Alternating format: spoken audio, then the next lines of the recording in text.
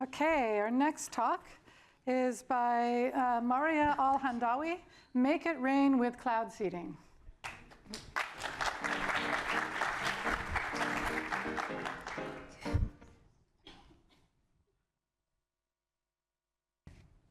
It is predicted that 30 years from now, the amount of fresh water present on our planet will severely decrease. And this will cause more than 50% of the population to lose access to fresh water. In fact, this is a world map 20 years from now, where all the regions highlighted in red are going to be classified as severe stressed regions. And this includes the United Arab Emirates. And just as an example, in the state of California alone, more than 700 trillion liters of water have been lost in the past few years. And the majority of that water was found in one of the biggest lakes in California that now is completely dried up. It is also predicted that 20 years from now, the Dead Sea, which is one of the most attractive tourist places in Jordan, will cease to exist. This problem is called water crisis, and it's one of the most severe and biggest problems that my generation is currently facing. The issue with water crisis is we cannot physically create more water, so we have to rely on the water that is present on our planet. And how can we try to decrease the severity of water crisis? I believe one way to do so is to harness the water that is surrounding us, but not directly available to us. And the secret lies in fog. So there's tremendous amount of water locked in the atmosphere in the form of fog. And fog can form in various regions around the world. So it's widely accessible to the population, and it's 100% drinkable. But the trick is converting the water in fog to the liquid state.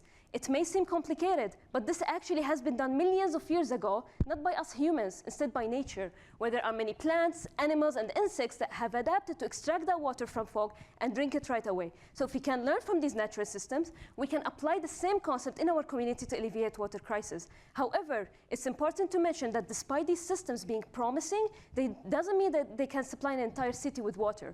And this is why, for the first time in the United Arab Emirates and the Middle East, I've discovered a plant called Tamarack saphilia that can harvest tremendous amount of water, more than any natural system out there. And the mechanism and the way it does it is completely new and never discovered from before until now.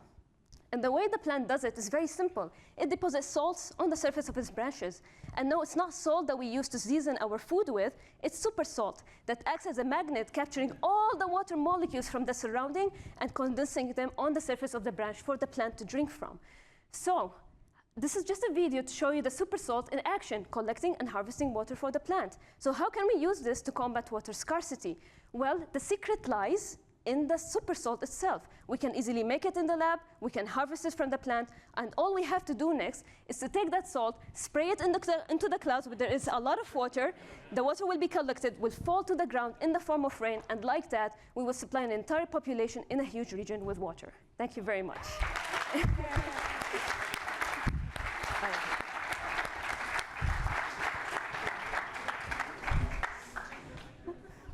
Oh, thank you. That was a really interesting talk. So tell me where you're from. I'm from Syria, but I was raised and born in UAE. Okay, okay, yeah. Good. So you've been here a long time. Where did you go to college? I mean, what university did you go to for your bachelor's? So I also did it here from University of Georgia, but I studied pharmacy instead of material science and chemistry. And how did you make that switch from pharmacy to it was really difficult, but I had many people who supported me, so I made it there eventually. Yeah. Well, this is really fantastic work. How did you find out about this particular plant? Oh, wow. I just drove randomly in the desert and I found the plant. Yeah. But it's quite interesting because in the UAE, it's 80% a desert. Right. But the amount of water locked in the atmosphere is a lot. Almost all of us every day experience high humidity levels. It condenses on our hair, it makes our hair on the phones and makes our hair worse. Yeah. So I thought to myself that really there has to be a system out there that makes use of that water in the atmosphere. And there are in the UAE, because there's no water in the land and there's a lot of water in the air.